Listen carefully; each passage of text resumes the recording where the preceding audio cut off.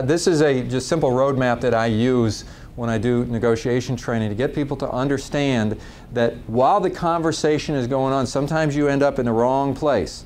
And you need to know what's going on and where you are in the conversation. So we typically come from positions. I have my position on the situation, okay? I look at this as, at the top of my ladder, things look like this. And you have your position. And regardless of the type of negotiation, if we're trying to buy something, sell something, negotiating between countries and political situations, or negotiating with employees in a conflict situation, you always have positions. And what happens is people tend to get deadlocked in negotiation in their positions, and that's the worst thing that can happen, because now we can't resolve anything. So we call it positional bargaining. When you have somebody who say, well, I'll sell it to you for $10,000. The guy says, no way I'm going to pay $10,000 for that. I won't give you a penny over $5,000. Well, I'm not going to sell it for a penny under $10,000. I mean, how long are we going to go back and forth with this positional bargaining? We're not bargaining at all.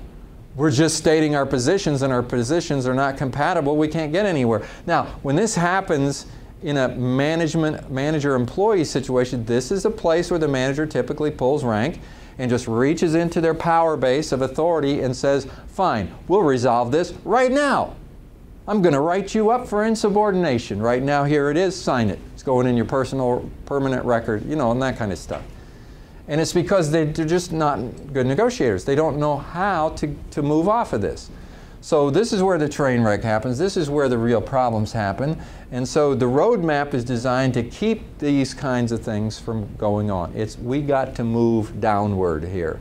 And part of it is realizing that somehow along the line, we got to start reframing the situation. You framed it this way, and that's how you see it. The other person framed it this way, that's how they see it. Now together we have to try to reframe the situation from the basis of teamwork in terms of why things need to change and come to some agreement along the way. So in the roadmap itself, we try to move down. Instead of having the dialogue based on positions, I'm not going to talk about my position. What I want to do is to try to flesh out the interests, and that is, I want to know your interests.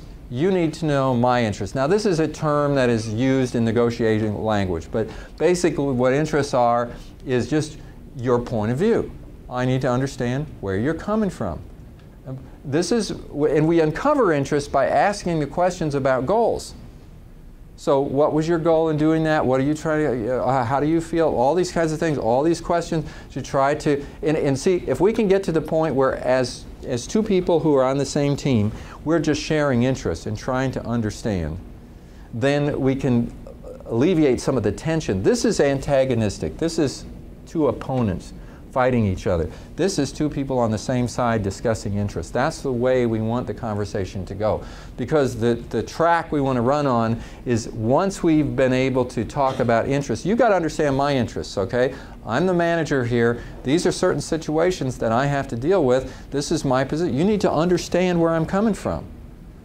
The reason I'm talking to you right now, maybe it wouldn't be so important, but it is in this situation. Let me tell you why. So we're talking about points of view and all that, but not taking a hardline approach. And then options, okay, we're going to walk away with some kind of an agreement, but I don't necessarily know what the best win-win agreement is until we've had the ability to talk about interest and then get to options. You know, you may have a situation where employees coming in late, okay, chronically late. We could take a hardline approach and say one more time and you're fired. But if we start talking about interests, maybe we find out some things about their personal life that for one reason or another they were reluctant to share. Maybe there's some things going on with their kids in daycare. Maybe there's some things going on, whatever, difficult situations. Now we got policies and we got so forth, but at least to try to understand what's going on, maybe some options will come out of this. It's amazing how when you have the conversations, all of a sudden you go, well, now that I know that, maybe we could do this. You just never know what those things are. It's a discovery process. But the main thing is the other person feels like they're heard. And that's the biggest problem that employees have, is they don't feel they've been heard. They were told what they had to do, but they weren't heard. And this is the hearing process. And so This discussion about goals and roles is where we're getting to the interests. And Stephen Covey said, seek first to understand, then to be understood. That's my motto in conflict resolution. And that is, your biggest goal is to understand the other person. That's what's going to help you to make the empathy shift. That's what's going to help you to communicate in terms that they can accept and to come to an agreement. So all this stuff is about interests. And then as we move through this discovery process of interest, we get to options. Hopefully we'll have more options as we get there. And then we come to an agreement. So this is sort of a general diagram that I use for conflict resolution. It basically says you're going to have a reaction, yes. There's no question you're going to have a negative reaction. You've got to step back from the situation and develop a response. That's your plan. What's the outcome I'm looking for? What am I going to do? Once you have a plan, you initiate a conversation. In that dialogue, you're going to be talking about goals, roles, and procedures, but you're also negotiating. And in the negotiation process, you're going to get off of the positions, and your focus is on interests, options, and come to an agreement.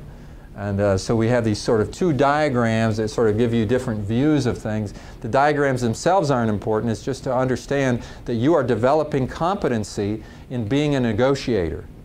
And you're developing competency in leading the conversation in the right way so that we can ultimately come to a decision.